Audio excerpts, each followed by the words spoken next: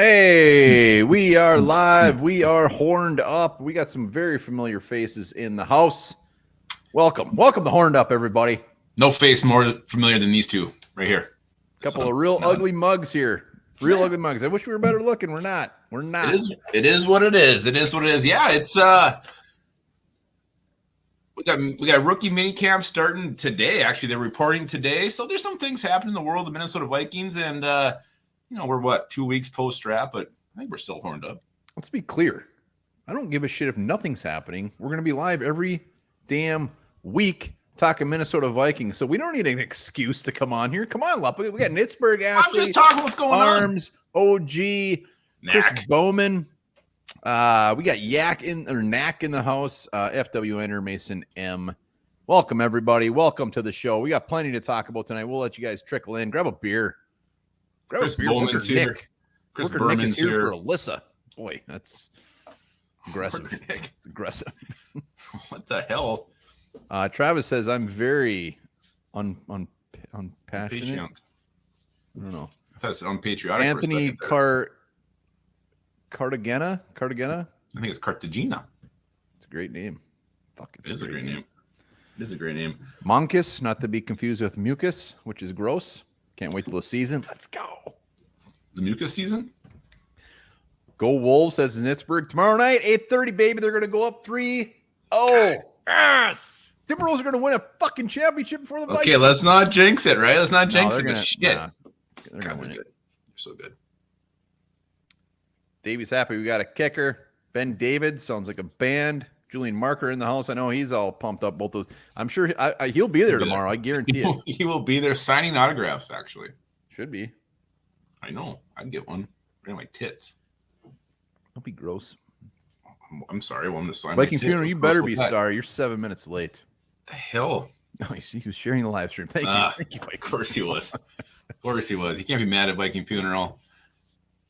Anybody feeling lucky? We are going to be giving away this bad boy. We got a little my God left over from the Happy Nuts promotion. So nobody will collect it. Feeling brave, come on, get a chance to win that bad boy. That thing can get through any thickness of pubes. Football Junkie, speaking of thickness of pubes, is in the house. Alyssa is there. What's going on, Alyssa? Worker Dave is here for you, Alyssa. I think it was Worker Nick is here for you. Yes, we'll wait a little bit longer. We got, Viking rookie camp starts tomorrow. Next week, I don't want to give any spoilers, but it sounds like we're going to have a dandy of a show. We're going to have some fantastic guests.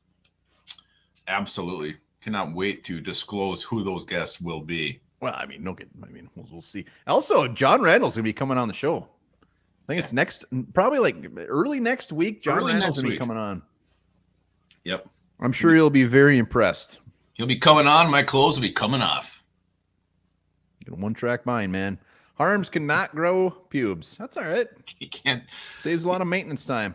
He's been sending me pictures of his nipples on Snap. He can definitely grow hair on those things. He sends it to everybody. I think his whole family gets them. That's I'm concerned. That he just hits all and sends those types of things. He doesn't know he can Jefferson sign. We'll be talking about Jefferson. Absolutely. Jelly Monster, good to see you as always. Yeah, I feel like it's been a while. Bartholomew says hello, Alyssa. Not to us, but he says hello to us or to Alyssa. So thank you. He say hello wherever he wants to, I guess. All right, Football Junkie is willing to give some of his pubes to Armsy. It's very guys. nice. Where's the jersey number video? What's that? Where was the jersey number video? Delton, what's going on? Delton, rascal. I hope he's got his tub of ice cream with him. He's a rascal. That was kind of only a one-time thing. I don't know. I think he ate too much ice cream that night.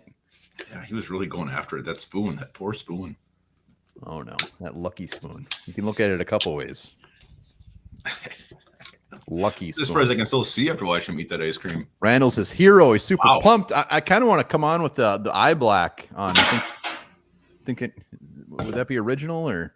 I don't know. He's probably expecting it. Yeah, I mean, he painted like his whole cheeks. It wasn't just eye black. Oh no, I know. That's what I'm saying. Like, I'm gonna come in Ultimate Warrior face paint. Very aggressive. Well, what do you think? Should we talk some damn Minnesota Vikings? I mean, it might only be May 9th, but I am my My blood is pumping in my parts. And the schedule next Wednesday, is that what they're saying? That's what they're saying. I don't know if it's been confirmed, but that's all the rumors pointing to next Wednesday for the schedule release. So, I can't wait. The London game.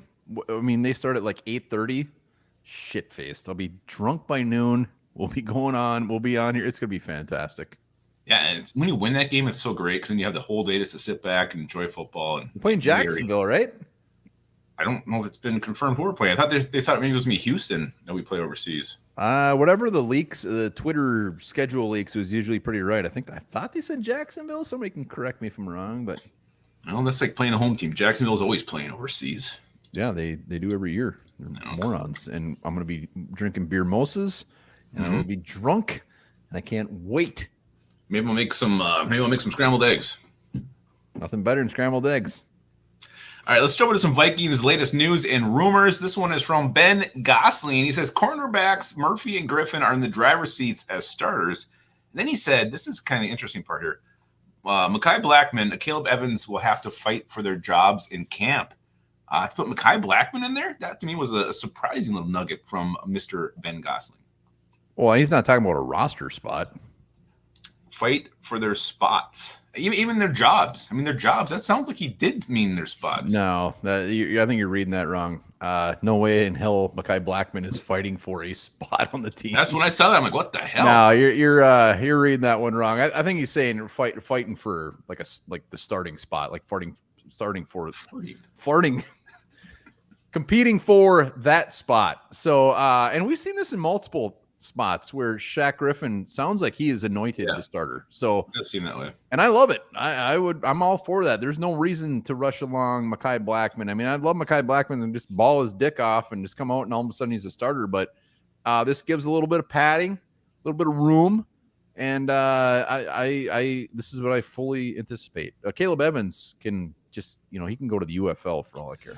Yeah, no, I actually like Mekhi Blackman better in the slot anyway. So we can put Griffin outside, put Murphy outside, put Blackman in the slot. I like that.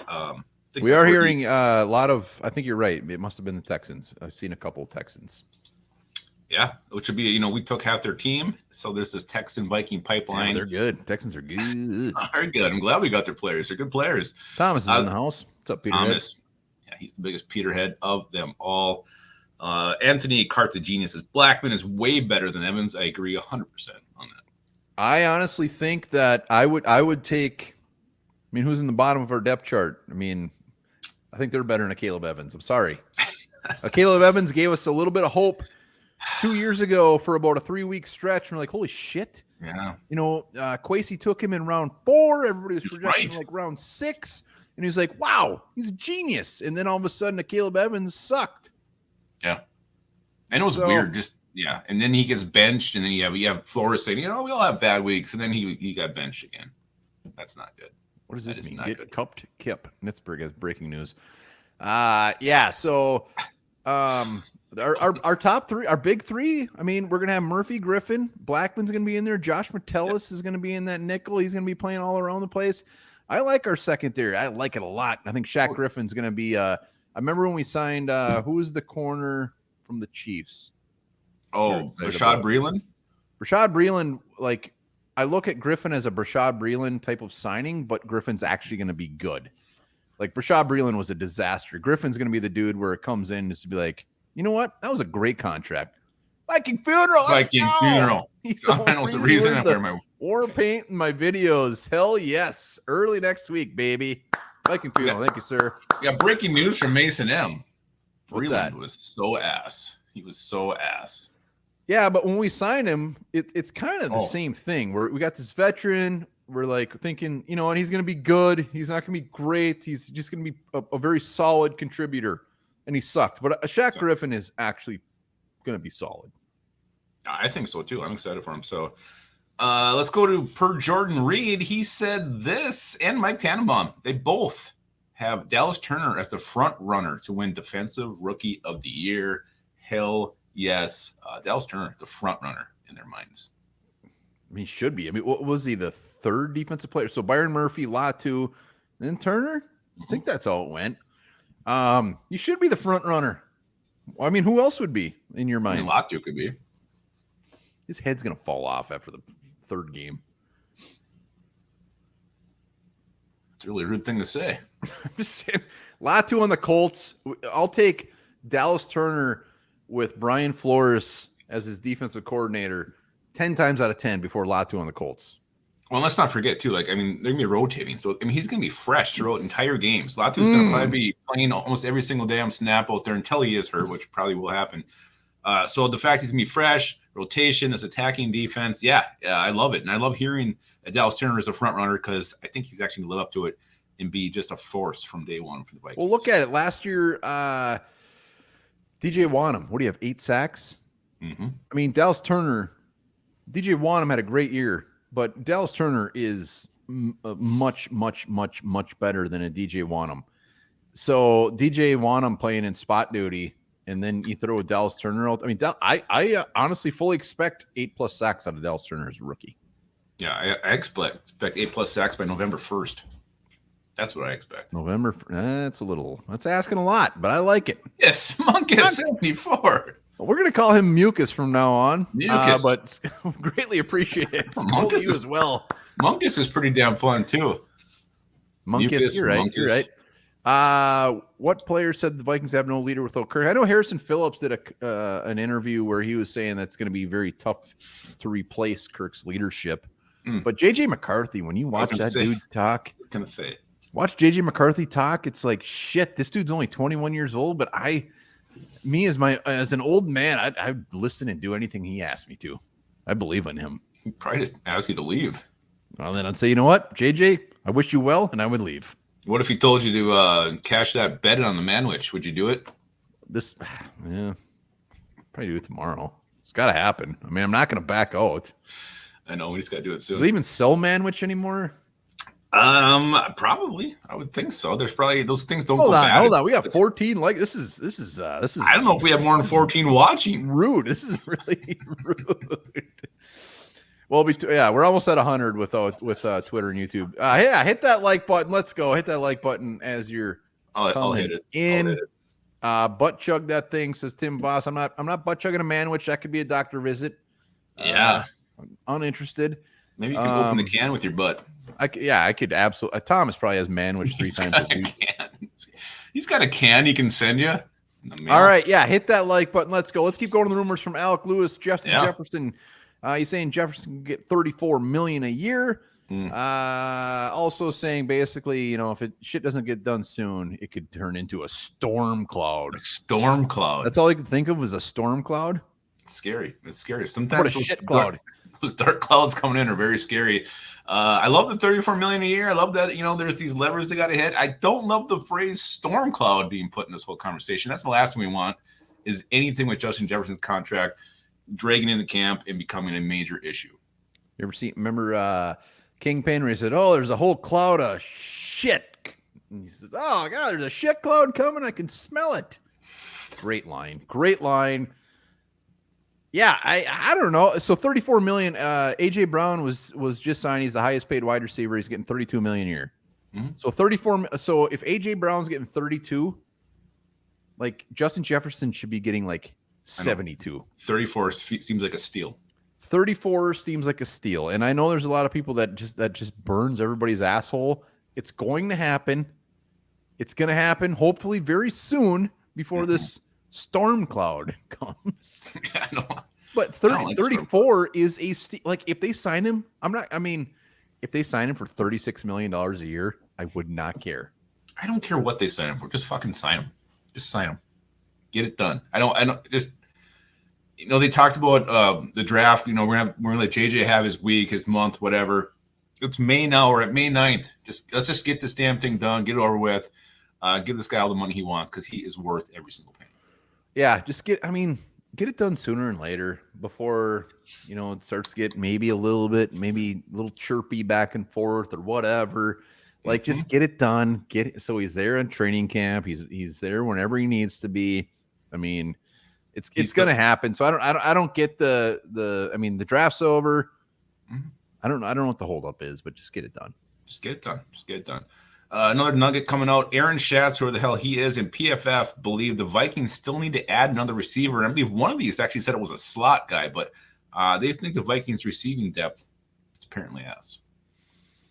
Well, I mean, if you look at our depth chart as an outsider and you see Addison and Jefferson, you're like, holy shit, that's beautiful. And then you look at I mean, I know we love Brandon Powell, but nobody watched Brandon Powell other than Vikings fans last year. I mean, Brandon Powell was good, but when you look at the rest of our depth chart, it is butthole. You got Trent Sherfield there, and there's a bunch of guys. Like at least I do think that there's some upside here with some of these guys. And I know it's a long shot, a few of these dudes, but come on, young players. I mean, give me some upside. I'll go Thayer Thomas. I still think Jalen Naylor has something to prove. Tristan Jackson. Well, I know. I'm saying undrafted guys. I'm looking at a number 3 wide receiver. Oh yeah. No, I mean it's Brandon Powell, and like you said, I think you phrased that perfectly. Where you said we seen him, we like him because we watch what he does. We know what he did when he came in last year. But any outsider watching is going to see this and going to be like, holy shit! It just falls off a cliff after Jordan Addison. We could add Brennan Rice in every damn round. Even after the draft, we could have still had him. It was that close. When he got drafted. It was damn close. It was the last few picks. Damn close. Well, you know what? And I'm a Brandon Powell guy. Don't get me wrong. I've said it multiple times. If he's our number 3, I'm completely fine with it. Yeah. It's more so if one of our big boys go down. And there's some good receivers out there. We did a video on this earlier. I mean, I had Hunter Renfrow, and you had who? Mecole Hardman. I mean, there's some good receivers out there to add to the mix. But like the Jalen Naylor, I'm kind of over the Naylor. Thayer Thomas, I'll always love. I hope he shows up and does fantastic. We got the 2 guys from Mercer. We got some undrafted free agents out there. But like the Tristan Jacksons and the Lucky Jackson, it's like they've been around and they still can't crack the. It's like, let's get some new blood in here. Sorry. We do have some new blood. We have some new young blood. There's some players there. But yeah, like this could definitely be a position the Vikings either do, like, they sign a guy who gets cut from a team right before the season starts, or they make when they're June signings, which they always do, and they bring in their bodies. So we've seen them do that before, but receiver, definitely an option Vikings could address. Albert Breer, that son of a bitch, he had the top 5 NFC teams with the best chance to make the Super Bowl. Minnesota Vikings were not one of them. He had the 49ers, the Lions, the Eagles, the Rams, and the Packers in that order. We got 27. Let's get up to 40. Let's get up to 40 likes. Let's go hit that thing. If you're watching, take a second and a half. Hit that like button. I did it. So here's my question to you. So Albert Breer, 5 NFC teams, best chance to make the Super Bowl. Are you surprised there's no Vikings here? No, I'm actually surprised. If anything, with this order that the Rams were at 4. That was what was most surprising to me. God, I don't know. They looked pretty damn good at the end of the year last year. Like super. Yeah, they were hitting on all cylinders. They won like 7 of the last 9 games, didn't they? They did. They did. So that's a good point. But I'm not going to argue. No, I don't expect the Vikings to be in this, but I did think it was worth talking about just because. I really, what are our expectations for this year? I mean, what's best case scenario for the 2024 Minnesota Vikings in your opinion? Well, when I was on the NFC North Roundtable this week, and or no, I wasn't. I was with Woodward Sports. Alyssa, we were definitely talking about you. So Woodward Sports, the Lions channel, very big channel. They told me to like how I actually thought it would come out, and I got to do it justice. I can't just say the Vikings are we're going to win the North next year. I had it the Lions, the Packers, and then when I said the next 2. Flip a coin. I mean, I totally think the Vikings will win some games that maybe they shouldn't. I think they're going to surprise them. You're going to show some beautiful potential about what might be in a year or 2. But like, if we're being realistic, I think 3 is probably the best they're going to do. But with the chance that they could shock the world with JJ McCarthy, because that motherfucker doesn't lose. Yeah, I got him. I think 9, 8. I mean, I think that's 9. Well, yeah. I mean, 9. I mean, I would say if you were anywhere from 10-7 to 7-10, like anywhere in that range, you're probably in the right area. But I still think like there's going to be glimpses of this where we're going to be like, holy shit, these guys are going to be so damn good in a year or 2, like so damn good. And then there's going to be games where we're like, oh yeah, JJ McCarthy is playing like a rookie. We look like shit, and we're just gonna have to deal with it because that's what happens. Yeah, 100%. But yeah, that's why I think 9-8 is probably best case. But some things could go our way. Damn it. I mean, if Flores can really get this defense doing what he wants to do, get that stretch we had last year where we're one of the best defenses in the league for like 3 weeks in a row. Best defenses ever to play football. Yeah. I mean, we shut out the powerhouse. That's the Las Vegas Raiders. We held them to 0 points. Don't forget that. So I think there's definitely potential, but yeah, my expectations are I'm not expecting them to compete for the NFC next year. Not one bit. Viking Norm Bud is right. So a few more beers and we're gonna be winning the Super Bowl next year. So yeah, tune in to the last 10 minutes. I don't think you know what? Here's the thing though, and I said this too, as like the Packers, as much as they came on at the end of the year, I want to see I got to see them back that shit up because I'm still not a believer in the Packers. I'm still not a believer in Jordan Love. I'm not a believer in those shitty ass wide receivers that played out of their ass last year. It's like, these guys were like 3rd to 7th round guys and they were playing amazing. I'll give them that. Mm-hmm. I got to see them duplicate that before I hop on that train.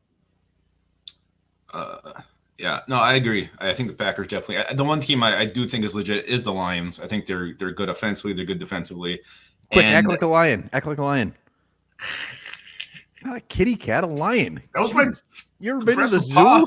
You ever been to the zoo? My mom wouldn't take me. And you know what? The Bears, like, if the Bears ended up too, I mean, the Bears are a very tricky team. The Dunze, they got Caleb Williams, who everybody's like, damn, this dude could be amazing. The weapons they have on offense, their defense is just damn good. So the Bears could be sneaky as well. Yeah, I know, but I was watching something. I can't remember what it was. I think maybe probably pornography. No, I think it was Joe DeLeon, but he had the bigger guy on who's kind of crazy. And he was just saying, like, Chicago, the Bears, they're just like a cursed losing franchise. And they are. They have to get over that to actually start worrying about what they're going to be. So I think there's actually some legs to that. So I know Caleb Williams is there and they have a lot of impressive offensive weapons, but until they actually do it, I'm not going to believe in the Bears. I won't believe it until I see it. But with the Bears, like when we say, JJ McCarthy's coming into the best situation. I mean, Justin Jefferson, Addison, Hawkinson when he's healthy. But when you look at the Bears and they got Cole Kmet at tight end and they got Keenan Allen, they got Roma Dunze and DJ Moore. Like that's pretty fucking crazy.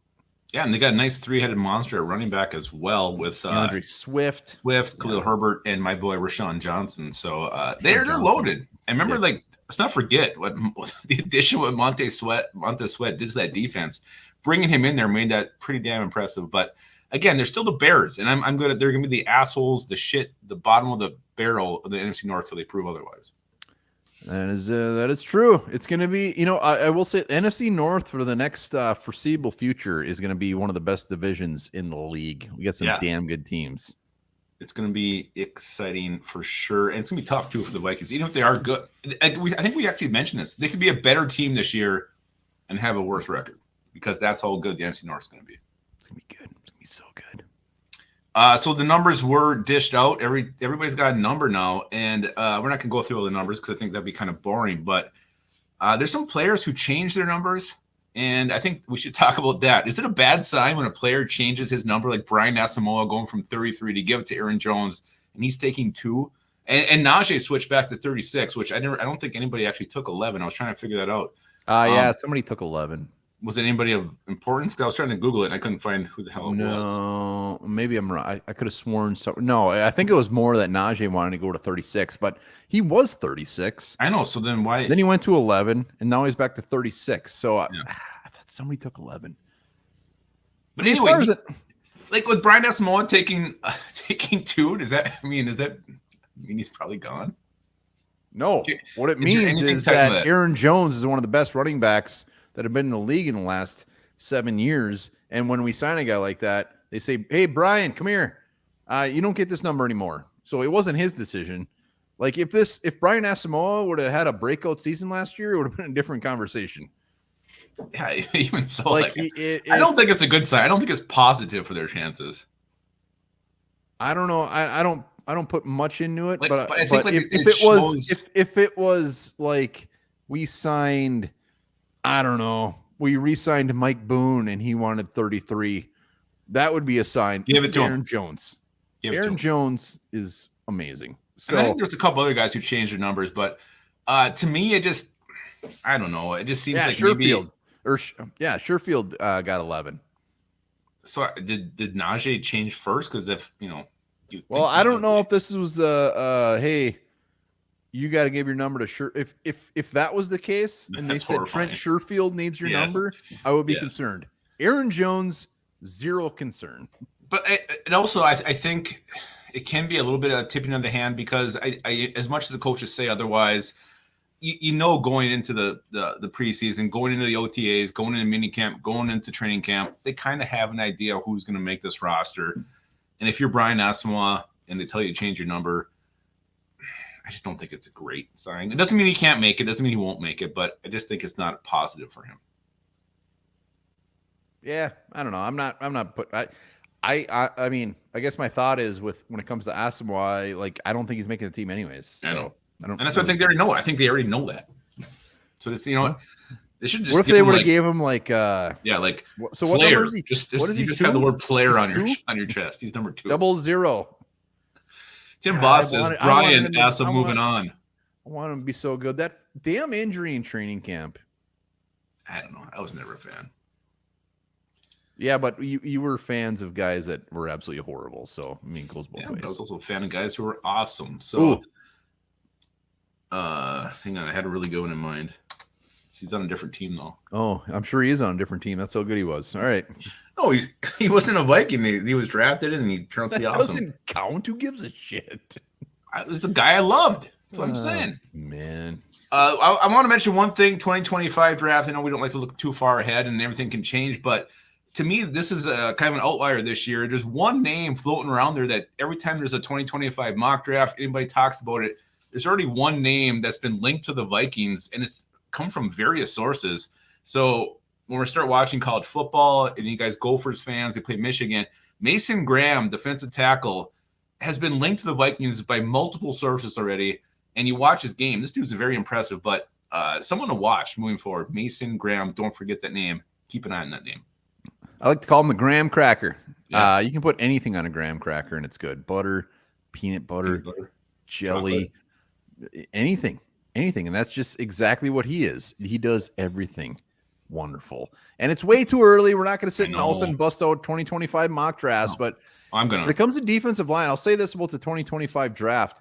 When you look at the top players, Tim Voss, you should not be putting ketchup on your graham cracker. When it comes to the 2025 draft, maybe you should try it. No, I'm not trying that. Defense, very heavy. Edge, D-line, corner, very heavy on defensive side of the ball. And unfortunately, when you look at a lot of mock drafts early, a lot of people think the Vikings will be picking very early. Yeah, they got Mason Graham associated with the Vikings. He's also going like 8th overall. So that's the sad part of it, but he's what we need. The dude's a beast. You get that guy under D-line. He's the dog that we need. Mason Graham. I'm saying, put the name out there. Put the name out there. Let's go into some camp battles that are starting to shape up as I know rookies report now, and I think the first OTA is in a couple weeks. Is that right? Well, just back on the Brian Asamoah. Yeah. If we cut him, I think it's like I don't think it's crazy to think that he just is on our practice squad, right? I mean, I'm seeing some comments on like he'd be on the practice squad. Like, I don't think anybody's really going to be that hot and heavy to sign him. No, I mean if he's the only option, really. Yeah, I'm just saying, like we got to start looking at these guys from that. I mean, even a Caleb Evans. I mean, these guys could easily come back to our practice squad. I know. Who was the guy that we cut that was so pissed that was it Zach Davidson who would not sign with us? You know what? And how'd that pan out? I think he went to the Lions. He went somewhere, and you know what? He was on their practice squad. Good news. Good news. A little bit of a late good news that we got Tyler Manoa that is going to be hopping on the show. He's coming out tonight. Free agent. Hell yeah, he is. Undrafted free agent. We sign him. They start rookie camp tomorrow. So Tyler Manoa is going to be hopping on here. So you guys buckle up. How soon? Defensive lineman. Very soon. Wow. Give me 1 second. No, keep talking. I got to. Where do you got to go? I'm just going to go grab. Well, you got time. You got time. It'll take me 2 seconds. Tyler Manoa. Man, I was watching when we signed him. I was watching his highlights. Dude gets after it. Tyler Manoa. He's coming on, huh? Yes, sir. But keep going. Well, let's just talk about some camp battles that are starting to emerge. And I think the big one we got to talk about is quarterback number 1. That's going to be the big talker moving forward. It's going to start. JJ McCarthy's going to be here throwing balls tomorrow. And we got Sam Darnold. So quarterback number 1 is your first camp battle. And I fully expect everything Kwesi says, everything KOC says is all going to be Sam Darnold's our starter. Sam Darnold's our starter. Sam Darnold will be our week 1 starter. It's going to happen. Get used to it. It's going to happen all throughout the summer. But I'm going to say early August, maybe the first week, start hearing rumblings. JJ McCarthy's taking snaps with the 1s. JJ McCarthy is suddenly taking more snaps than Sam Darnold. JJ McCarthy has won the job. I'm going to say it happens by mid-August, maybe by my birthday. JJ McCarthy will be noted the starter of the Minnesota Vikings. It's just what it's going to be. He is a hard worker. He's a quick learner. I think he will be starting. And most times, use a first-round pick on a rookie quarterback, they end up starting. I think the only there was one exception, like the last 10 years, where the first-round pick did not start. So I think J.J. McCarthy will be your starting quarterback, but that's definitely a camp battle to keep an eye on. And that's the most exciting one. That's the most relevant one. The rest are more like down the depth chart kind of things. But quarterback 1 is definitely a huge talker as the camp is going to get going on here. Nisberg thinks you're falling in the toilet. The only thing I'm falling in is I'm just falling in love with the man of the hour. Yeah. Tyler Manoa, what's up? How you doing, buddy? Good. What's good? How y'all doing? Welcome to the show, man. Y'all can hear me? Absolutely. Can you hear us? Yeah, I can hear you guys. Well, hey, congratulations on being Minnesota Viking. We are damn glad to have you, man. Absolutely. Thank you. Definitely excited to be here and just ready to work. You just get in or what? I landed a little earlier today, so had a good day at the headquarters and the facility today, and just day 1 for sure. What do you think of your new digs? Man, it's my first time to Minnesota and everything. Just taking everything in. But man, definitely excited to be here and ready to learn more about everything that Minnesota and everything that the Vikings have to offer for sure. So, boom. Now everybody is very excited that you are a Minnesota Viking. I mean, give us a scoop. I mean, why the Vikings? I'm sure you had plenty of options to go to, but what was it about the Vikings that made you pick Minnesota? I thought Minnesota and just Coach Dixon was the best fit for me for just starting off my career right now, and connected on a lot of levels with Coach Dixon in my time of meeting him, and just built a great relationship with him over the time. So I thought this was really a good fit for me, and I'm here now. So hell yeah. And I'm sure this is hard for you to put in words, but what's it just mean to you to make it to this level? I mean, you're a professional football player now. I mean, what's that like? What's it feel like? Man, I don't think it's hit me yet. Definitely was walking around the facility today just wide-eyed, and just felt like a little kid again, just thankful to be here, thankful for all the sacrifices from my parents and, just my support system, my siblings and whatnot, just throughout, just everything leading up to today, just all the sacrifices along the way. Is just really great just to be here. And, man, dreamed of this as a little kid, and, today was day 1 in the books for sure. So. Hell yeah. Yeah, when it comes to the Vikings, is there any certain player on defense or anybody in general that you're looking to get on the field with? Man, I'm just excited just to be here and just soak up all the knowledge from all the vets, and I really don't have any words right now. Just excited to be here. Got a lot of work ahead. Definitely got to put my head down, and there's going to be a lot of hard work that needs to be put in from today moving forward. So, nice. I gotta ask you, so today you get here, do they give you the scoop on what you're gonna do all weekend? I mean, do they tell you what to expect? What's up for the weekend? They give you a little rundown of what's gonna go on, but just right now for myself personally, just taking it one day at a time. Just being present, just being where my feet are right now. So. Today I'm done for day 1, and we'll see what happens tomorrow and the next couple of days moving forward into the week. So, Nice. Have you met Coach Flo yet, Brian Flores? And I mean, how excited you to learn from him? I mean, that's got to be just a dream.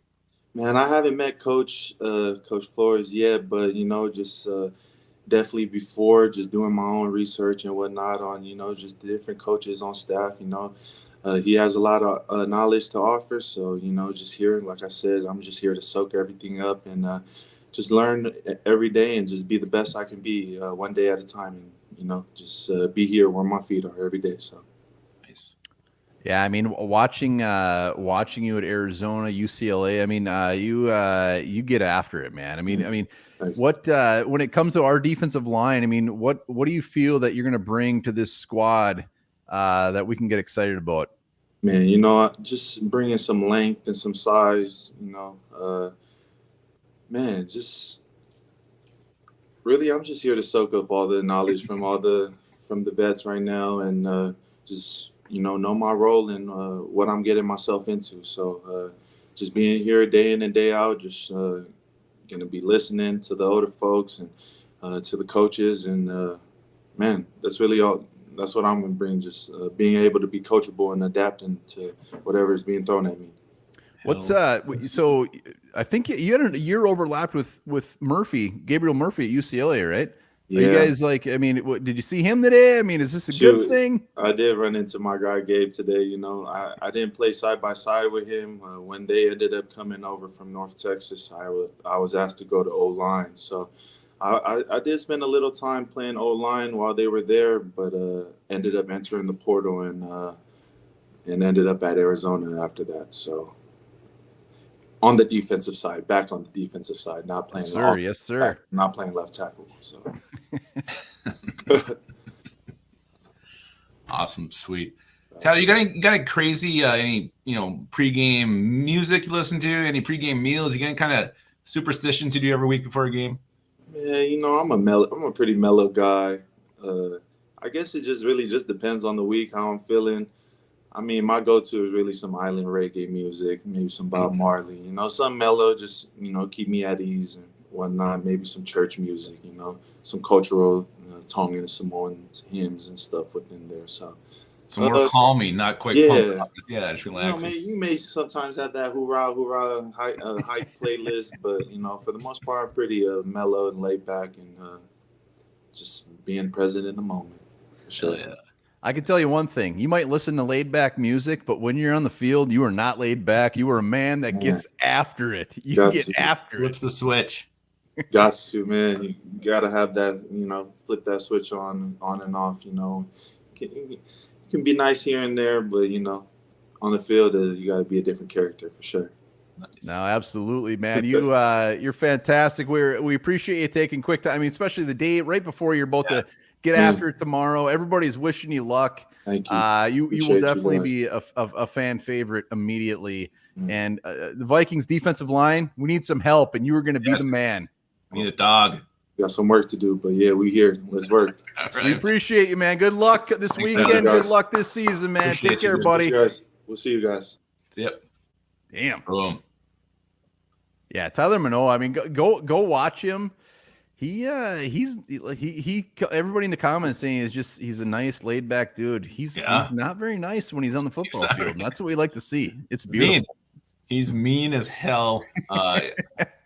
The way he works his hands out there, he just takes he gets past you. He gets past you. It's good shit. And before he suits up, he's listening to church music. And that's I mean, it's fantastic. Maybe you know what? Maybe that makes him feel better about what he's about to do. What he's about to do. Nah, we've had very good luck with undrafted free agents and Tyler Manoa. I mean, when you look at his situation, what he's coming into, defensive line depth. I mean, he could be a sneaky play. He could absolutely be a sneaky play. He picked a good situation for himself, for sure. No doubt about that. Brad Anderson's here. Yeah, greetings, everyone. Tyler Manoa, that was fantastic. Great to get familiar with these undrafted rookies. We appreciate these guys taking time. It's very hectic time for these guys, and they come on our show. So give them some the fact you just got there and decided to hop on the show. Yeah, we definitely appreciate that. So we were talking camp battles before Tyler came on. We talked about quarterback 1, which is going to be the biggest battle in camp for sure. But there's also a big battle brewing at the wide receiver position. We already alluded to not just wide receiver 4, but I think wide receiver 4, 5, and if they keep 6, that's all completely up for grabs right now. Well, Blake has a message for us. Hello, Blake. Hello, Break. Viking Jerome changed his profile picture. Looking good. Looking good. Hey, look at that. He must have this Bulber Pro that someone can win here later. All right. What position are we talking about? Wide receiver. I think we got 2. We kept 5 last year, so there's definitely 2 spots up for grab right now. Dude, I don't even know what to think about these wide receivers. Yeah. I think it would be a very big surprise if Powell didn't make it. So we can assume those 3. Yeah. After that, no clue.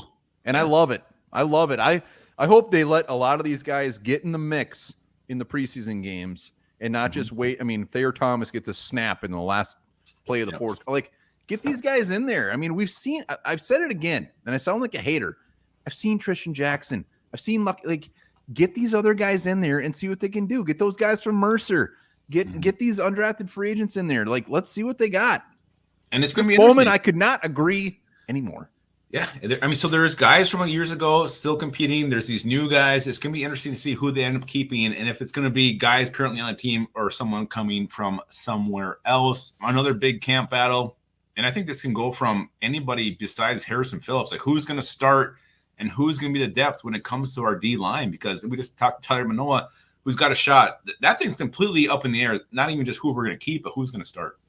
Yeah, and we're not just saying the dude he's got a shot because he's just on. Like, he's got a shot. There's no doubt about it. I mean, the guy from Oregon, it's pretty much wide open after those top 3. I know Lapagis isn't really on the Jerry Tillery train. I just don't know who's going to start. I mean, like, I don't know who the starters are. He's going to be on the team. Oh, most likely, for sure. So we have 3 that are going to be on the team, and then you got 2 spots between some guys that are just like, who's going to show up? I mean, Jalen Roy, you got a question mark there. Taki Taimani, we mentioned him. Hell, Taylor Manoa. I mean, and even Jonah Williams. I mean, is he a lock to make this team? Tyler. I mean, most likely. So there's definitely there's a big battle here brewing, and I hope they take just the 5 aggressive. The guys who are just going balls to the wall. Just nasty players is what I want on that D line because we just don't have that. Yeah, I mean, defensive line. The way I look at this is, obviously they value in Brian Flores' defense the linebackers and secondary a lot more than the defensive line. We're going to see how that pans out because if it was the other way around, they would have invested more in free agency. They would have invested more early on in the draft, and they think the guys they have are gonna do the trick. So it's just a matter of who it ends up with. It might not be sexy, but hopefully the guys behind them are going to make up for it. Absolutely. And another camp battle that's shaping up is the cornerback depth chart. Again, we mentioned earlier Shaq Griffin, Byron Murphy, penciling as your starters on the outside. And then after that, it's up in the air. Mekhi Blackman, again, definitely going to make the team, but where will he end up? Will he be in a slot? Will he be outside? Will he actually earn cornerback 2 spot? And then just who are you going to keep beyond that? Obviously, Kyrie Jackson is going to be safe, 4th-round pick, a lot of potential, huge size, huge length. But 5, 6, I mean, there is definitely positions up for grabs here. Cornerback depth is definitely something to watch as camp rolls on here. Yeah, it's more so how it shakes out. Like, are they actually going to move on from a Caleb Evans? Are they going to, really, are they going to move on from either Booth or Evans? Are they going to keep them? Yeah, that will be one of the more fun ones. It was a fun one to watch last year. I mean, we didn't even know if Booth was going to make the damn team last year. Yeah, and I mean, don't forget Dwight McLaughlin, undrafted rookie. I want that guy on the show so damn bad. It's ignoring me. It's crazy. Dwight. There's just so many guys that can compete for jobs. Jalen Williams, he got some play last year. He's in the mix, so don't write him off. That AJ Green that we signed, I think, just after the season. There's a lot of guys high on him. So I'm not either, but I mean, I'm just saying, some people are. Joanne Williams is still on the team. I know he was there. He got sniped by the Bears. He played some snaps for them. Poor Joanne had to play for the Bears last year. But again, how this depth chart is going to look, you're looking for something to watch in camp and follow. It's this cornerback battle. It's going to be pretty interesting. Yeah, I mean, we can go. I mean, really, every position's gonna be interesting. I mean, one dark horse I have, like offensive line, just to see how the depth chart shakes out. Like, I mean, just like the defensive line, it's like, who are they going to keep and who's going to be our backups? That will be a fun one to watch. Inside linebacker is going to be a fun one to watch. It's like, again, who are they going to keep? Are they going to keep? And when you go to edge, are they going to keep a Ward? Is a Patrick Jones going to be a surprise cut? This is going to be a very fun final cut day. Yeah, and hopefully they don't just let guys make the team because where they were drafted or how much they're paid. I don't think they're gonna keep the best fucking 53. And Kwesi already alluded to that. I think he's over that. So hopefully, this is really. I mean, a lot of these Rick Spielman guys, they're starting to weed out of this thing. So it's gonna be his group here pretty soon, and we'll see who decides to keep and who he does not when it comes to his guys. And one last position battle. I don't think it's gonna last very long. I think it's gonna be like last year with Gabe Burkick. But kicking. That's Burkich, asshole. The kicker position. I wouldn't be shocked if after OTAs this thing's over and it's just the Will Reichard show. You were the biggest Parker. I wasn't a supporter. I just said if he's not, why do you sign this guy if he's not going to be the man? We always have every year we have multiple. But not kickers. You don't sign a guy like that in March. That's the guy you sign like right before camp starts. No, that's just a guy that you just signed the second day of free agency. He was pretty much free. Every year we have two kickers. Even bother? And he's the Gabe Burkich this year. He is. I thought the timing of when they signed him was just so head scratching. Like, are they really going to just roll with this dude? They knew they were going to draft one. Apparently so. So let's stay on the whole. Says FW Ender. That's glorious. Let's go, baby. Let's stay on the whole roster theme. A little game for you. Not really a game, more of a, I don't know, scenarios for you. This is called Start, Sit, or Snip. I'm going to give you 3 players at a position. You're going to start one. You're going to sit one, which means you keep them. And you're going to snip one, which means. All right. Comments can play along as well. So it's start, sit, or snip. All right. I got snipped once. Really painful. Really? Yeah, it was aggressive. Probably had a dull scissors for you. I fully aroused. I don't know if that. Oh my God, you shouldn't have been. Well, that's their problem. They should have told me to. Should have hit it. All right, let's go. Sit, start, snip. Let's go to the edge position. Start, sit, or snip. This is easy. We got Gabe Murphy, Andre Carter II, and Patrick Jones. Oh, start, sit, or snip. Okay, I was thinking I have to start one of these. Why would I start one of these guys? I'm confused. Gonna start one. That's your option. Did a bunch of people get hurt? Yeah, okay. Who would you put first? Basically, what start means. All right, what were they again? I'm just so put off. Gabe Murphy, Andre Carter, Patrick Jones. Jones is cut. I'll sit Carter, and I'm starting Gabe Murphy. You start Gabe Murphy. So you put Murphy ahead of Carter on your depth chart. Yes, 100%. We have breaking news from Knack. He was snipped, and now he calls it Coke Zero. Same great taste, 0 calories. Look, man, Patrick Jones, we've seen it. I know you think he had a great end of the year last year. He didn't. He had a very, very tough end of the year. No, he didn't. No, he did. I mean, when you look at his PFF, you can look at it and say his PFF scores were better than earlier. But when you still rank it against the other edge rushers in the league, he's right at the bottom. I'm ranking what he did when he came in, when he was asked to do a job. He played well at the end of the season. PFF scores say otherwise. So PFF scores say otherwise. PFF scores aren't the final say. I know, but they started 3 games. He had a sack. He had 13 tackles. He had 3 tackles for a loss in that span. He hit the quarterback 3 times. Well, I know, but that's like saying, like when you look at when we were talking about Kareem Hunt as a potential signing, he had 9 touchdowns last year. His average was horrible. Like shit, we got a new member. Like that's like a Mo Williams. He gets 11 touchdowns in a year, but he averages 2.1 yards a carry. So Brady? you can look at the stats all you want.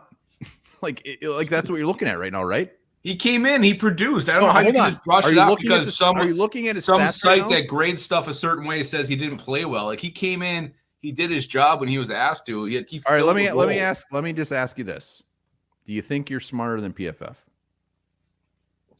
No, I think they have their own scale of grading things. So they have their own way of grading things, and it doesn't always correlate with what you see on the field. Patrick Jones, He might have had a sack. That's great. I mean, look at the other players that had a sack last year. Doesn't mean they should be on the field. I'm just saying, when a guy is asked to do a job and step up, he stepped up. If we were to have Brian Flores, even back in the day when he was playing a part-time role, Flores went on his way and said, Patrick Jones does the dirty work for us. So I think he's making this team. I do. That's fine. I still don't think he's very good. That's fine. Would you take Gabe Murphy or Patrick Jones if he came down to cutting somebody and the other and some other team signs him? I need to see what Gabe Murphy does. I know he's got. No, I'm asking you right now. If you had the pick right now, would you take Gabe Murphy? Right now, I would keep Patrick Jones. Oh my God! All right, let's just move on because you're just being stubborn. I would. Let's go D-line. D-line. You keep Patrick Jones over Gabriel Murphy. I am. Until I see Gabe Murphy do something, I'm going to keep Pat Jones. We've seen Patrick Jones. Man, he was awesome. All right, D-line. Awesome? Hold on. Say that again. What? The last 3 games, he was awesome. All right, thank you. Start, sit, or snip. Jonah Williams, Jalen Roy, Levi, Drake Rodriguez. Jonah Williams, I will start. I will sit Levi, Drake Rodriguez, and Jalen Roy will get snipped, cut. Yeah, I think you're right. I think that's probably the way it's going to go unless Jalen Roy just – I think this Vikings team, they're super high on Levi, Drake Rodriguez.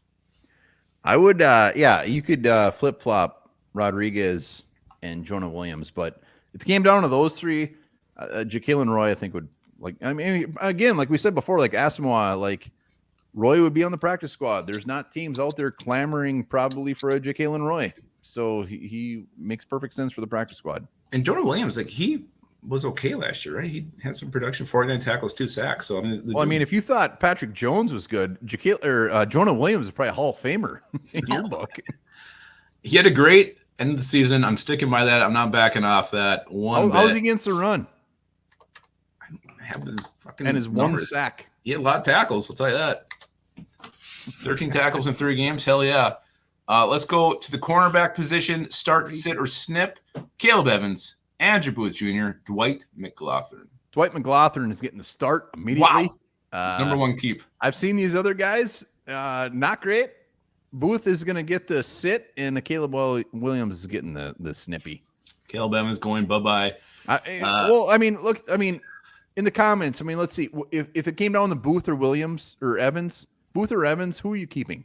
Yeah. Like keeping, not cutting. Who are you? Who are you? Like, not what you think the team would do. Because if it came down to it for the team, I don't know what the team would do. I know what I would do, but I'm not sure what Quasey or TLC would do.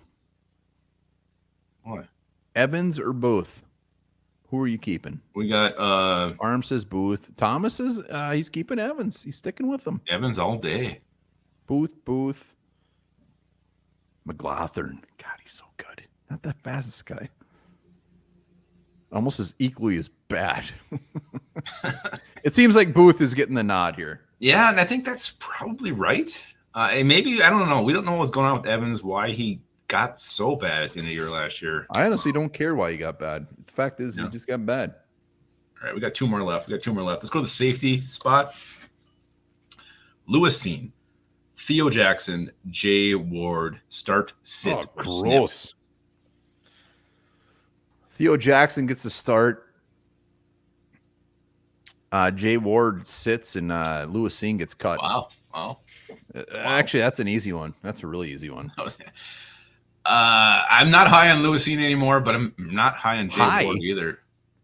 Like, I don't like Jay Ward. I don't have any, like, I look at some of these players on this roster, like, okay, yeah, he's got a chance. Jay Ward just did nothing for me last year. And, well, to be fair, Jay Ward wasn't on the field except for special teams. And when he was giving. Oh, I know, but he's not a special teams player.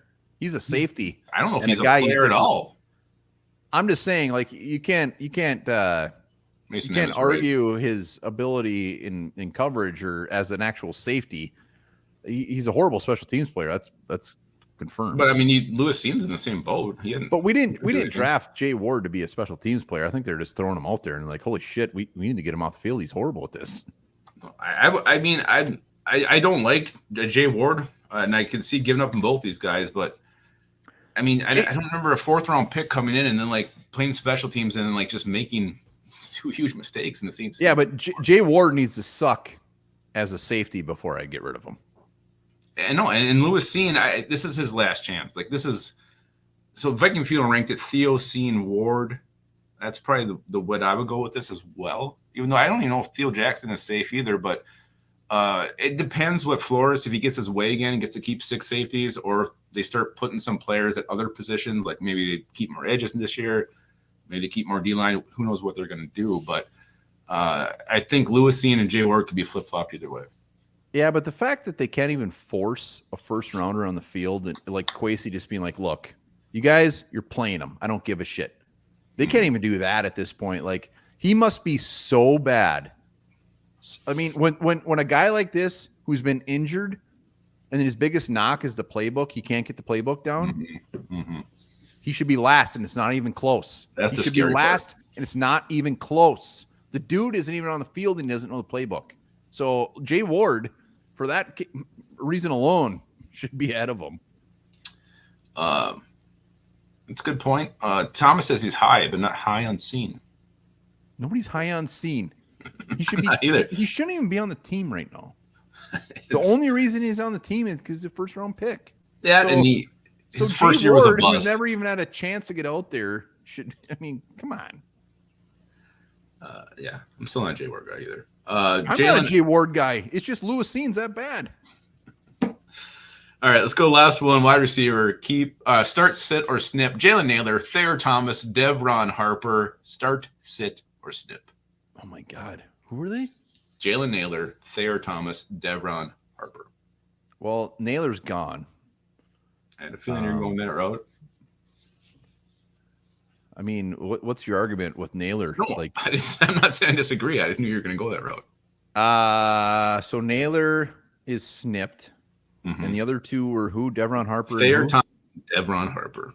Oh man, Devron Harper, we loved him. He came out, he was just a lovable dude. Thayer Thomas, they're both like neck and neck because special teams guy, both punt returners. I'll put Devron Harper above Thayer Thomas because Thayer Thomas had a little bit of a rough preseason last year with his fumbles. Yeah, he did. So I'll put Devron Harper up there. That dude can pretty much do anything, but it's pretty close. But Jalen Naylor's gonzo. Yeah, I think I agree. I think that's the same way I would go as well. So that is it. That was start, sit, and snip. What discussion that topic brought on. What discussion? Hell yes. Discussions we had. Lubbock thinks Patrick Jones is the next coming of fucking Lawrence Taylor. I'd keep him though. I can't believe you keep him over Gabriel Murphy at this point. Like why not go? So we're going into the Vikings are going into a season where expectations are fairly low, and you get a Gabriel Murphy that was projected as early as round 3 at some point, and you want Patrick Jones, who's going to be a free agent next year, and Gabriel Murphy just go sign with somebody else. When Gabe Murphy starts showing stuff, I'll change my story. But right now it's May 9th, and I'm going to go with Jones isn't showing anything. Patrick Luppiga, says Thomas. That means. Probably, anybody want to come on and play a game or what? I'm probably in the minority here. All right, what do they win? What do they win, Luppigas? They win this Bulber Pro from Happy Nuts. Look at this. This is the fucking advanced model. It can even get through Thomas's coarse pubic hair. Oh, Thomas has a nice little Velcro strip. You will have one person. We're gonna have one person come on. Do a. It's gonna be an under a minute with underdog. Under a minute with underdog. There not get the category until you come on. Yep, I can tell you. I think Viking Funeral matched your Harper Thayer Naylor snip start. I don't think I got too crazy with that one. I think that'd probably be the minority. Chris Bowen, it's a great slogan for happiness. Mow the grow. Mow the grow. Mow the grow. All right. What are we calling this thing? Under a minute with underdog? Yep. All right. Well, we got him. He's here. A very familiar face that we haven't seen. In his new digs. He got a new house and everything. Peterheads. Yeah. How you doing, buddy? Captain Peterhead. He is the captain of Peterhead. Just getting comfy in the new house. Yeah, y'all unpacked and everything? Oh, we still got some shit, but yeah, pretty much. Nice. We've been here for 2 months. We're not getting in no damn hurry. Hell yeah. I like it. You forgot to put your twin shirt on. Oh, eat me. From the back? All right, hey, I Thomas. got the Redbird red on. But you know what? That's fine. That's fine. Thomas, All right. you're gonna win this. You're gonna win the Bulber. But Lapagos, go ahead. This is your deal. Give him the scoop. Yes. So are you're gonna have the timer there, one bar? You got the time? What are we doing? A minute? A minute. All right, All right, Thomas. What are the you hell ready? are we doing? Here, I'll tell you right now.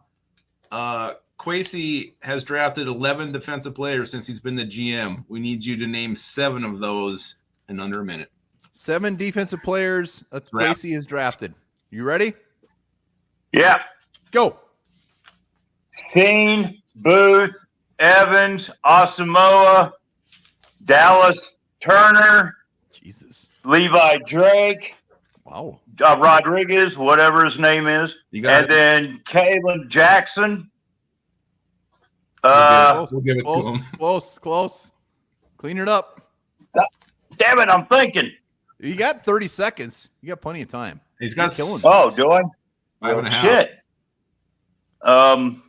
We're gonna give it to you regardless, but Keep thinking. What the fuck? Who was last year? Jesus freaking Christ. I cannot think. I'm drawing a blank. you got Jackson right. It was just his first name was fucked up. Kalen Roy, Jay Ward. Oh yeah. Oh yeah, you're good. You're good. He's got Okay. it. Thomas, I know. you won the Bulber. He won the ball. I gotta be Whoa, I honest. gotta shave my balls. You gotta do it live. You gotta do it live on the honey, on show. one bar and up You, just uh, told on me you her, ain't too. shaving your nuts. Thomas, you nailed that thing. You came You out did of the really good. gates. You did well. Hey, don't I'm know if not he a said- Viking fan for 60 years for nothing. Yeah, you nailed it. I think you're the only one who's ever won an underdog with under a minute with underdog. Yeah, So well nailed done. it. Boom. Email Oh, us cool. your email us your new address, onebarlupicus@gmail.com. Yeah, one bar Lapagos at Gmail. Thomas, it's good to see you, man. We're glad to see you Hey, back. nice to be back, you Peterhead. Take care, Good to buddy. see you Peterhead. Thomas, Wow, we shaved his pubes. he killed that thing. He was, yeah, he fucking just nailed it. What do you call him? Kalen Jackson or something? Kalen like that? Jackson. Whatever. No, he did wonderful. His new house looks real nice. Red. Pile of sticks there. Yeah. All right. Well, that puts a bow on this edition of Horned Up. This episode, I guess. Not really an edition. It's not a book. Yeah. Thanks again, Tyler Manoa, coming on next week. We got a couple of guests that will be equally as fantastic. So stay tuned. We're gonna go live probably pretty much every Thursday. Yeah, Thursday. I mean, maybe there'll be a week in June where there's just nothing to talk about. Nah, we'll probably still come on. Who cares? Come on, maybe we'll talk about I don't know, the old Surefab softball days. You know what? There's some good times there, but we appreciate everybody who came on. I know between Twitter and Twitter and YouTube, we were up over 150, so that's good for a very lull time of the year. Appreciate everybody. Yeah, but next week's schedule will be out. There'll be tons of things to talk about. And what we're thinking about that, guys, remember this. Grover, that lovable blue Muppet from Sesame Street, has the mental capacities of a 4-year-old. Damn it, Grover. I knew it.